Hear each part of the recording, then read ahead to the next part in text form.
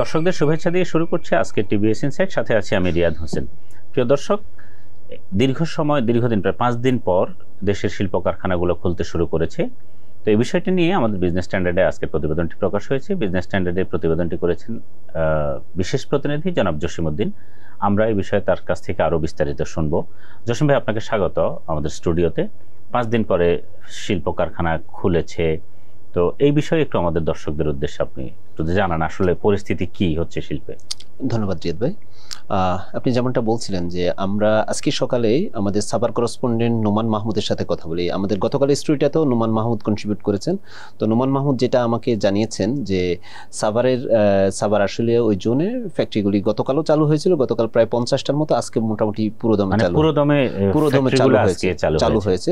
তো আমরা এরপরে আমরা ঢাকা ইপিজেড এর একটা ফ্যাক্টরি, মানে একটা গ্রুপের হেড অফ এইচআর এর সাথে কথা বলি, যাদের হলো ঢাকা ইপিজেড, আদমজি ইপিজেড এবং কুমিল্লা ইপিজেড কারখানা আছে, এবং ইপিজেড এর বাইরেও আছে। তো উনি যেটা জানিলেন যে ওনাদের প্রায় 18,000 মতো শ্রমিক, প্রায় 20,000-এর মতো শ্রমিক, ওনাদের উপস্থিতি 98%-এর মতো। শুধু একটা কারখানা 2.5%-এর মতো অ্যাবসেন্স আছে। তার মানে এটা রেগুলার সময় যে ধরনের হয় এই।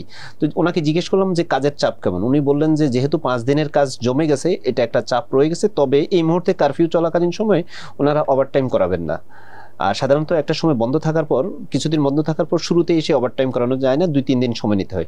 একইভাবে আমরা আপনার গাজীপুর, ময়মনসিংহ কিছু কারখানার সাথে কথা বলি, তারাও একই কথা বললেন যে তাদেরও ফুল ক্যাপাসিটিতে শুরু হয়েছে এবং সব শ্রমিকরা চলে এসেছেন, কারণ শ্রমিকরা জানেন যে কারখানার আশপাশের জায়গাগুলোতে অবস্থান করে। এই যে একটা লম্বা সময় কারখানা বন্ধ ছিল, চালাতে পারেনি, আপনি জানেন আন্তর্জাতিক যে ব্যবসায়ের মধ্যে সাপ্লাই চেনে কোনো একটা জায়গায় ক্ষতিগ্রস্ত হলে পুরো সাপ্লাই চেইন কি আসলে হিট করে। তো আমাদের রপ্তানিকারকরা কি বলছেন? আমাদের তো প্রধান রপ্তানি পণ্য তৈরি পোশাক, তারা আসলে কি ধরনের ক্ষতিগ্রস্ত হয়েছেন বলে বলছেন? আচ্ছা, রপ্তানিকারকরা যেটা বলছেন, তাদের প্রতিদিন গড়ে প্রায় $160 মিলিয়ন এক্সপোর্ট হতো। এই 5 দিনের এক্সপোর্টটা ব্যাহত হয়েছে। তো ব্যাহত হওয়ার কারণ যেটা হচ্ছে, এটা ডেফার্ড শিপমেন্ট হতে হবে। তবে এখানের মধ্যে আপনার উইন্টারের শেষ দিকের যে অর্ডারগুলো আছে, মানে কিছু অর্ডার এটা এয়ারে যেতে পারে, বাট এটা এই মুহূর্তে বলা যাচ্ছে না। কারণ আজকে যেহেতু তারা তাদের মেল কনভারসেশন, আপনি জানেন যে এই 5 দিন তারা ব্ল্যাক আউট ছিল, ইন্টারনেট কানেকশন ডিসরাপ্টেড হওয়ার কারণে, যেটা সরকারের পক্ষ থেকে বলা হলো ডেটা সেন্টার পুড়িয়ে দিয়েছে দুষ্কৃতিকারীরা, এটা সরকারের পক্ষ থেকে জানানো হয়েছে। তো এই কারণে ডিসরাপ্টেড ছিল, গতকাল রাত থেকে চালু হয়েছে আংশিকভাবে, আজকে কোথাও কোথাও একটু ডিস্টার্ব আছে, তারপর চলছে। তো ওনারা বললেন যে বায়াররা তাদের কনফিডেন্স ফেরত পেয়েছেন এবং তাদের সাথে করেসপন্ডিং হচ্ছে। তাদের ওই 5 দিনে কিছু মেল, যেহেতু সার্ভার টোটালি ডাউন ছিল, বাউন্স ব্যাক করছে বায়ারের কাছে, কোনোটা তাদের কাছে, এগুলি আবার রিসেন্ড করা হচ্ছে। বাট এটা আরও 2-1 দিন সময় লাগবে যে কোন শিপমেন্টগুলো এয়ারে যেতে হবে এটা বোঝার জন্য। বাট তারা কনফিডেন্ট, বায়াররা মানে হ্যাপি, মালিকরাও যেহেতু চালু হয়েছে এই জন্য তারা খুবই কনফিডেন্ট এবং তারা আশাবাদী যে তারা এটা কভার করতে পারবে। মানে তাদের যে আশঙ্কাটা ছিল যে বায়ারের কাছ থেকে হয়তো তারা এক ধরনের বাংলাদেশের ব্যাপারে তাদের আস্থা কমে যাওয়ার মতো একটা পরিস্থিতি হতে পারে বলে যে আশঙ্কা করছিলেন, তাহলে এখন পর্যন্ত তেমনটি মনে হচ্ছে না। কিন্তু এয়ারে যদি পণ্য পাঠাতে হয়, অথবা কখনো কখনো কেউ কেউ বলছেন তাদের ক্যান্সেলেশনের মতো পরিস্থিতি হতে পারে বা ডিসকাউন্ট দেওয়া লাগতে পারে, আপনার কাছে কি তথ্য আছে? এয়ারে গেলে কি এই ক্ষতিটা কার হবে, খরচটা কার উপরে যাবে? সাধারণত এয়ারে যখন হয়, এটা যদি বায়ার এন্ড থেকে বায়ার যদি চেয়ে নেয় যে এয়ার করো, তাহলে এটা বায়ার বহন করে। যেহেতু এখানে 5 দিন আমাদের ম্যানুফ্যাকচারার এন্ডে সাপ্লাই চেইনটা ডিসরাপ্টেড হয়েছে, তো স্বাভাবিকভাবে এটা পুরোটাই হয়তো এখানকার এক্সপোর্টারদেরকে এটা বহন করতে হবে। আর এটার খরচ আপনি জানেন যে একটা প্রোডাক্টের বিক্রয় মূল্য চেয়ে এয়ার শিপমেন্টের কস্টটা অনেক বেশি। এই মুহূর্তে এমনিতে গত কয়েক মাস ধরে লোহিত সাগরের হুতিদের কারণে, হামলার কারণে এয়ার শিপমেন্টের পরিমাণ বেড়ে গেছে এবং এয়ার ফ্রেটের কস্টও বেড়ে গেছে। তো এটা স্বাভাবিকভাবে এবার এটা একটু মালিকদের উপর চাপ তৈরি করবে। আমরা গত পরশুদিন যখন কয়েকজন মালিকের সাথে কথা বলি, তারা যেটা বললো, এবার এয়ার শিপমেন্ট যদি হয় কারো হবে, তো ডেফিনেটলি সেটা হলো কোনো মালিকের পক্ষে এটার যে খরচ এটা বহন করার মতো সক্ষমতা থাকবে না। তার মানে হলো তাদের ক্যাপিটাল থেকেই এটা করতে হবে। কারণ অনেকে আপনি জানেন যে এই বছর অনেকটা ব্রেক ইভেন কস্টে বা তার নিচে অর্ডার নিয়েছে।